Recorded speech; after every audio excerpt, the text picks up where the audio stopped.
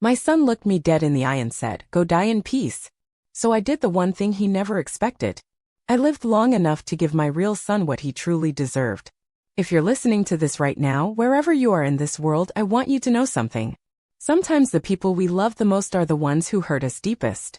And sometimes, just sometimes, we get one last chance to make things right.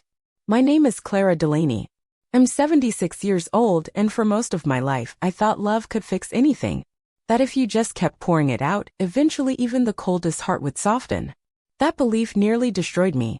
I used to have 2 sons. Derek, my biological child, my baby boy who I spoiled from the moment he drew breath.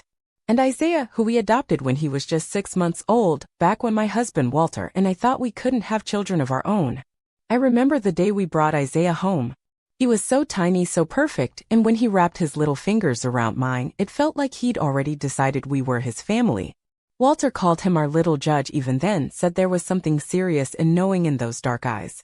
When Derek came along 2 years later, everything shifted.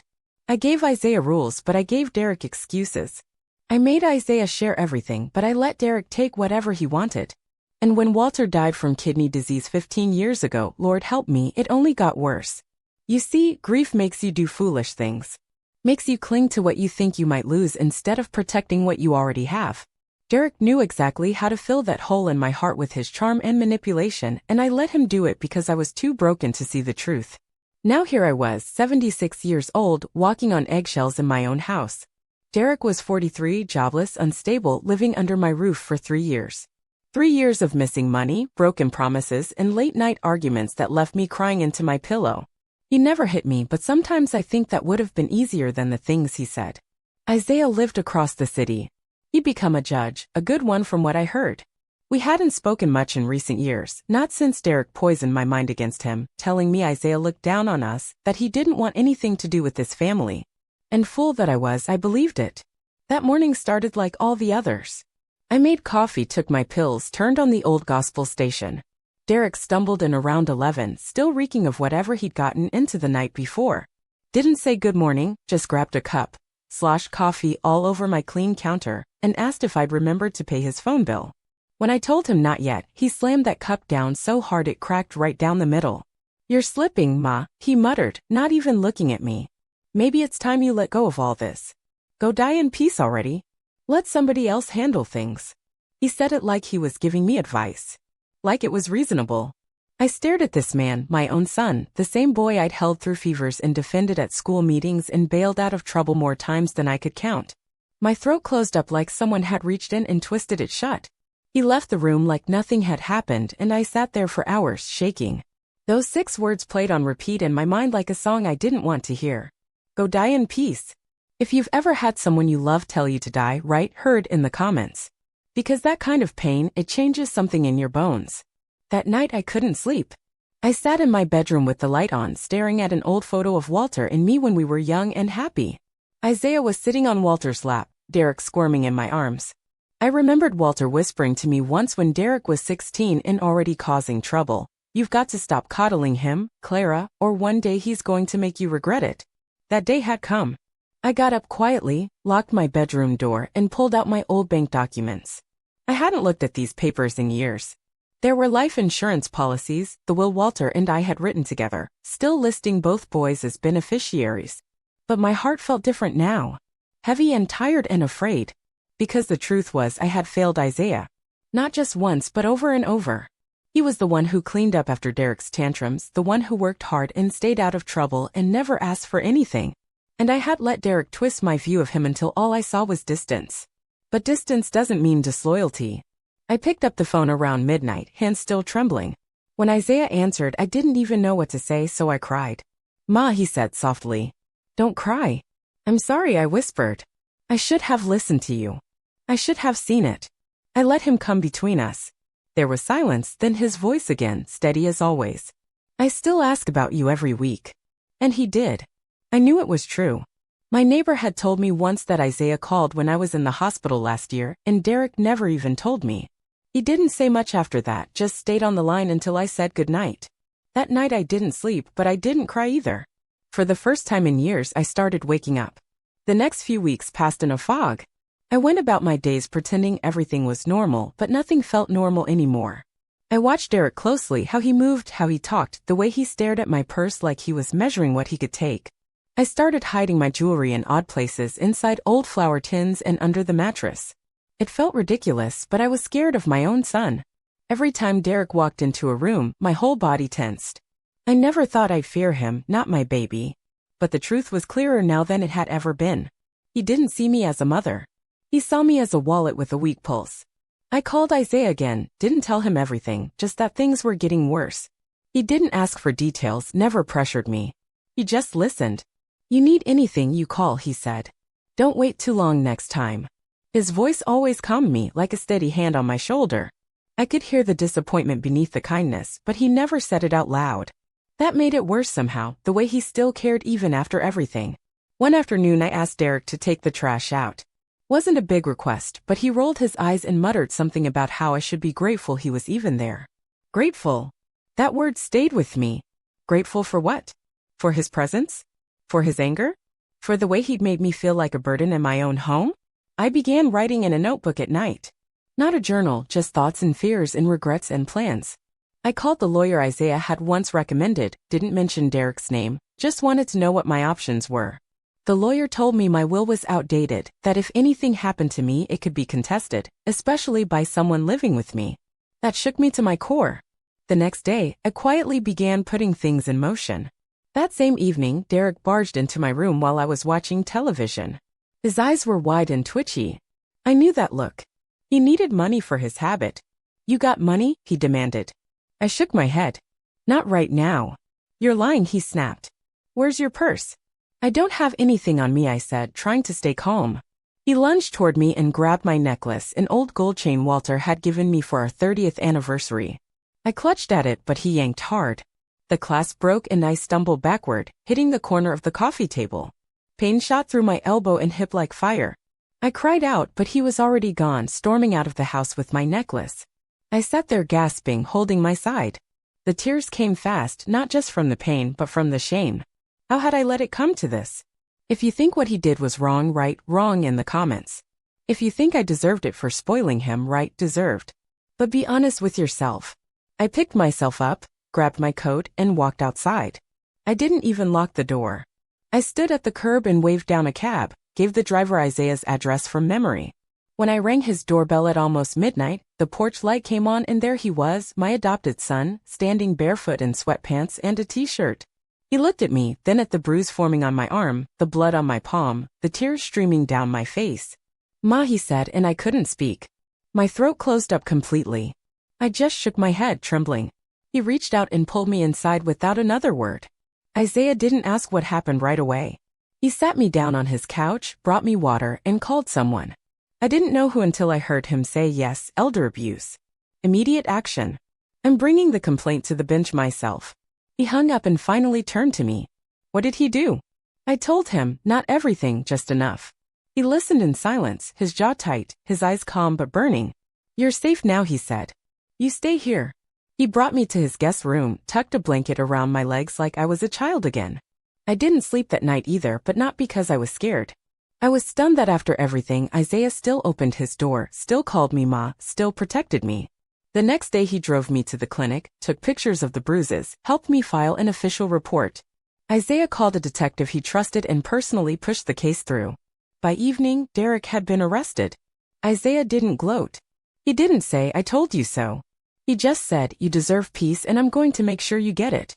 That night, sitting in his kitchen sipping soup he'd made himself, I looked at him and whispered, "I don't deserve this kindness." He looked up from his bowl. "Then let me give you something you never had before. Closure." For the first time in a long time, I believed it might actually be possible. The house felt too quiet those first few days, but not in a bad way.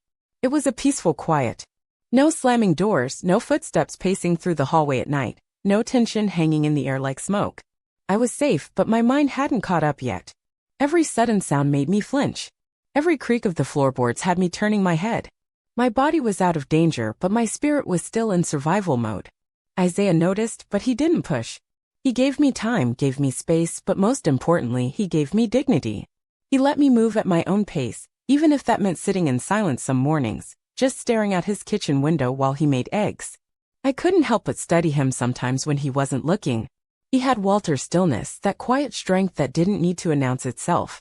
His voice, low and firm and patient, felt like something I'd been missing for years. I'd gotten so used to Derek's chaos and rage that I'd forgotten what a calm home could feel like. One morning I woke up early and found Isaiah already in the living room, reading through a stack of documents. "Couldn't sleep?" he asked when he saw me. I shook my head and sat down slowly across from him. "What are you working on?" "Your case," he said simply. "And something else." He slid one of the papers across the table. It was a revised will, blank but with all the sections labeled. I stared at it like it might burn me. "You don't have to do anything right now," he said. "But I thought you should know your options." I touched the paper gently. "I haven't even thought that far ahead." "I know. That's why I have." I looked up at him then, and the emotion caught me off guard. Not just guilt, but grief. The years we'd lost. The moments I'd missed. The trust I'd let erode because I was too afraid to confront the truth. "Isaiah," I said, my voice cracking. "I'm sorry I didn't protect you better. I should have seen it sooner, the way Derek poisoned everything. The way I let him." He didn't say anything right away. He set his pen down and leaned back, hands folded in his lap. "You were grieving," he said. "After Dad died, you were alone." I understood that. That doesn't excuse it. No, but it explains it. I never needed you to be perfect. I just needed you to remember who I was. His words hit me harder than anything Derek had ever said. I reached across the table and took his hand. "I do now. I promise I do." We sat like that for a while, the paperwork forgotten between us. That moment wasn't about legal matters. It was about healing. Later that week, Isaiah drove me back to my old house. The police had processed everything. Derek wouldn't be allowed near it again. Still, the moment I stepped through that door, the weight of the past slammed into me like a wall. The smell, the silence, the way my favorite chair still had the cushion dented from where I sat every night, pretending I was fine. I walked through the room slowly, touching the walls, the pictures, the little figurines I'd collected over the years. They all felt like relics from someone else's life. "I don't want to stay here," I told Isaiah. "You don't have to," he said. "We'll get everything packed up. Keep what matters. The rest can go. I want to start over." We spent the next 2 days boxing everything up. He hired movers and found me a small, sunny condo near his place. It had a balcony and an elevator and just enough space to feel like mine. When I moved in, it felt like exhaling after holding my breath for 10 years. Isaiah came by every evening that first week. Sometimes he brought food, other times books or flowers, but mostly he brought himself. He sat with me, talked with me, let me share stories I hadn't told in years. One night we made dinner together. Nothing fancy, just collard greens, cornbread, and baked chicken, the kind of meal Walter used to love. After we ate, I sat Isaiah down in the living room. My hands were shaking slightly, but my heart felt steady. "I need you to read something," I said, handing him an envelope. He looked confused but took it, unfolded the paper and read. "It's my new will," I said softly. "Already signed and notarized. I left everything to you. The house, the accounts, the insurance policy. Everything." He looked up, eyes wide. "Ma, no. Let me finish." I swallowed hard. I know I wasn't always the mother you deserved. And I know this doesn't make up for the years I spent blind. But it's not about the money. It's about what's right. You were the son who honored me, the son who protected me. You didn't owe me anything, and still you stood by me when I had nothing left. That deserves more than words. He set the paper down gently and came to sit beside me. He didn't say thank you. He didn't cry. He just wrapped his arms around me and whispered, "I love you, Ma." It was the first time I'd heard those words without pain in years. Drop a heart in the comments if you think love should be earned, not just given. Because that's what I learned at 76 years old. That night, lying in bed and staring at the ceiling fan spinning slow circles, I realized something. I had lived long enough to change the will. But more importantly, I had lived long enough to change the story. My days settled into a peaceful rhythm. Mornings watering the little balcony garden Isaiah helped me plant. Afternoons sitting at the window with my tea, watching people in the courtyard go about their lives. There was something soothing about the stillness, the normalcy. Isaiah visited regularly, sometimes bringing groceries or books, sometimes just himself. Each time he brought a piece of comfort I hadn't realized I was missing. One afternoon I found a box of old photographs in the back of my closet. Most were faded and curled at the edges. I sat on the floor and went through them one by one. Pictures of Walter holding baby Isaiah, his face full of pride. Birthday parties, school plays, backyard barbecues. Then came the ones with Derek, always grinning, wild-eyed, always at the center. I stared at one where both boys stood side by side.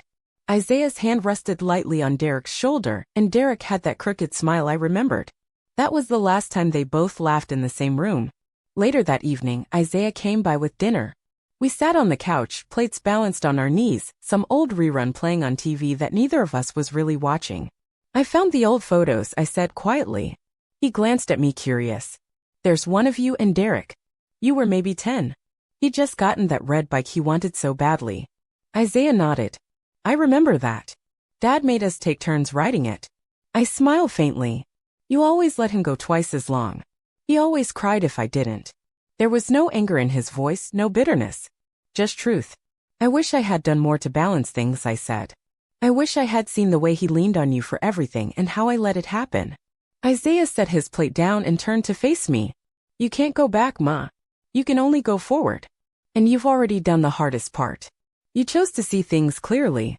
That's more than most people do. You don't have to keep forgiving me. I'm not forgiving you, he said.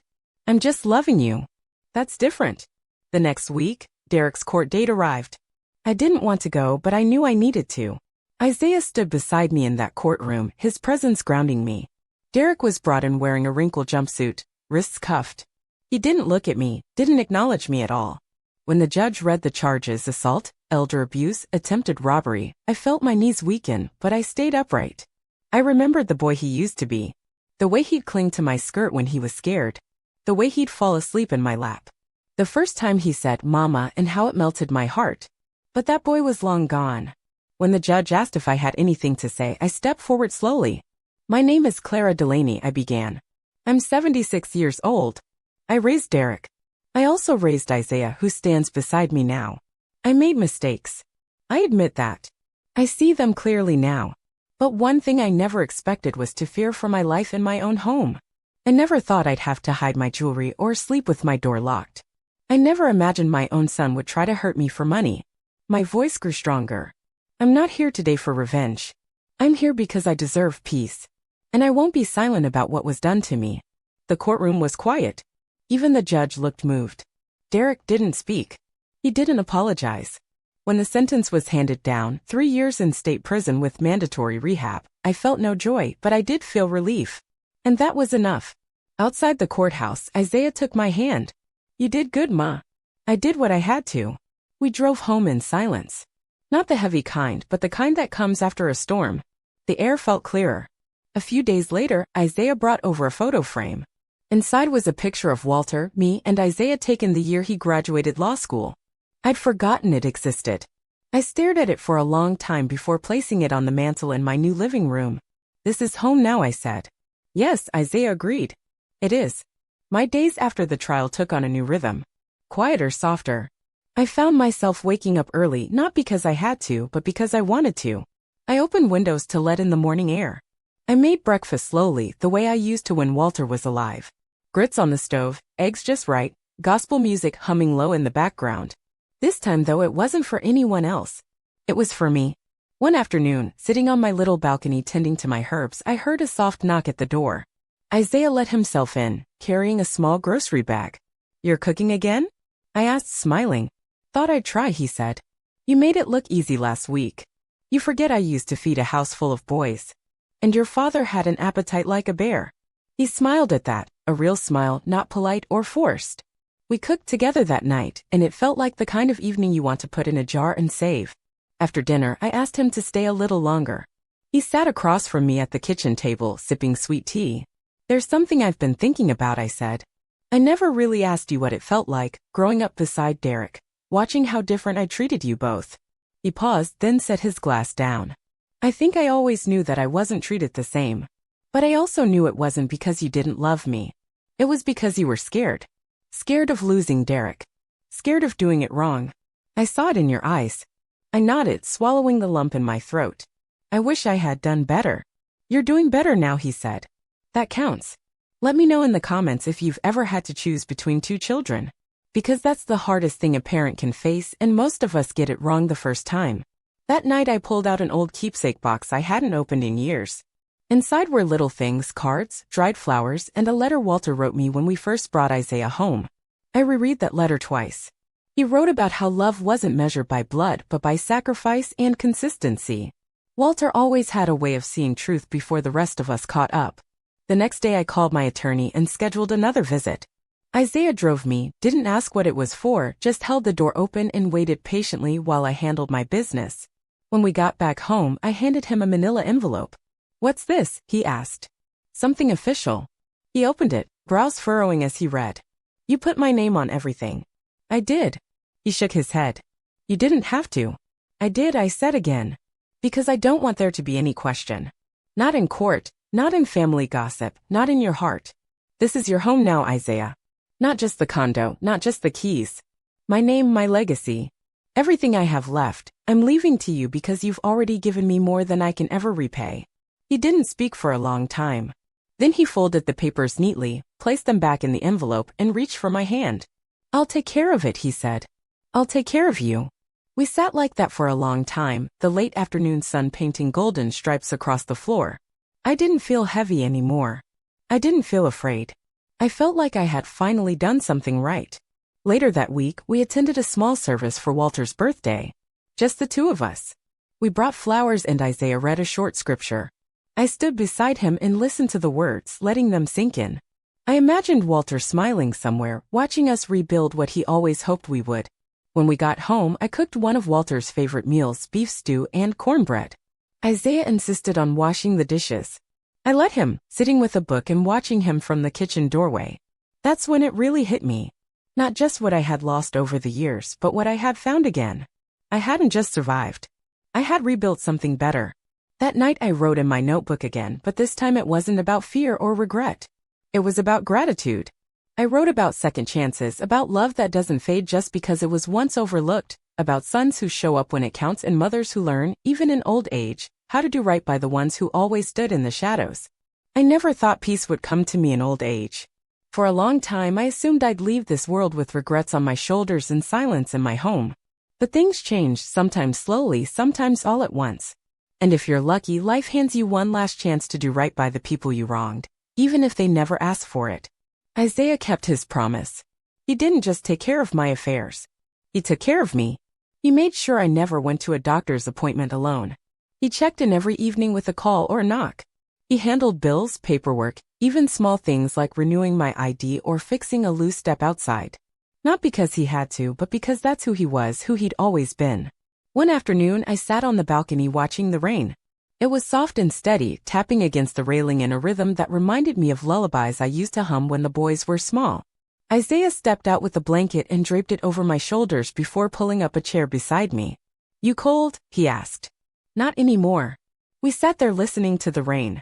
"I keep thinking about how fast life moves," I said. "One day you're folding baby clothes, the next you're rewriting your will." Isaiah chuckled. "That's one way to put it." "I used to think dying would be the hardest part," I continued. "But I was wrong. It's living with your own decisions. That's the part that takes courage." A week later, I hosted a small dinner. Just a few friends from the community, my church sister Alma, and of course Isaiah. It wasn't a special occasion, but I felt like celebrating something I couldn't quite name. Maybe it was freedom. Maybe forgiveness. Or maybe it was just the warmth of having love in the room again. As people gathered, I moved slowly but proudly through the kitchen, checking dishes and refilling glasses.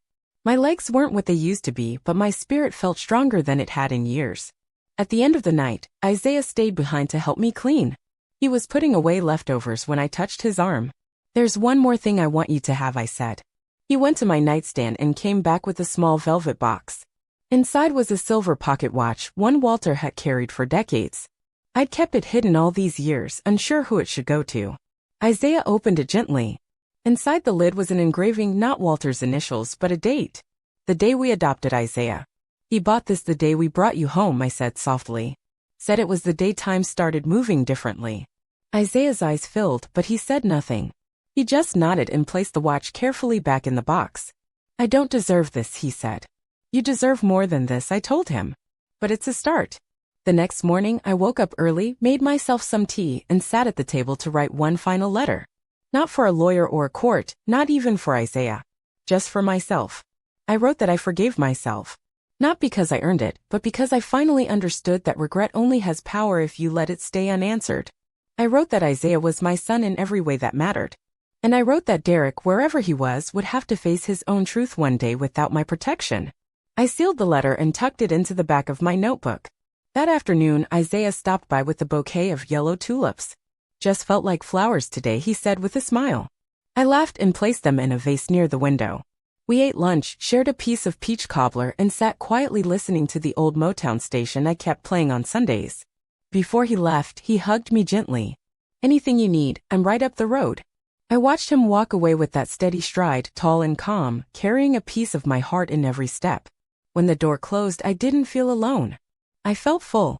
That night, I lay in bed staring at the ceiling, hands folded over the quilt my mother gave me years ago. My eyes were tired, but my soul was at ease. You see, when Derek told me to go die in peace, he meant it as an insult, a shove toward the grave. But I took it as a challenge. So I lived. I lived long enough to reclaim my dignity. I lived long enough to right a terrible wrong. I lived long enough to hold my real son's hand and say, "I see you now." And I lived long enough to change the will, not out of spite, but out of love. Because peace, real peace, isn't something you wait for. It's something you choose. And I chose it with every day I kept living. If this story touched your heart, if you think every mother deserves a second chance to do right by her children, hit that like button and share this with someone who needs to hear it. Let me know in the comments where you're listening from, because stories like mine deserve to be heard all around this world. And remember, it's never too late to choose love over guilt, truth over comfort, and peace over everything else. Sometimes the people who deserve our love the most are the ones we've overlooked the longest. Thank you for listening to An Old Woman's Truth. May you find your own peace before it's too late.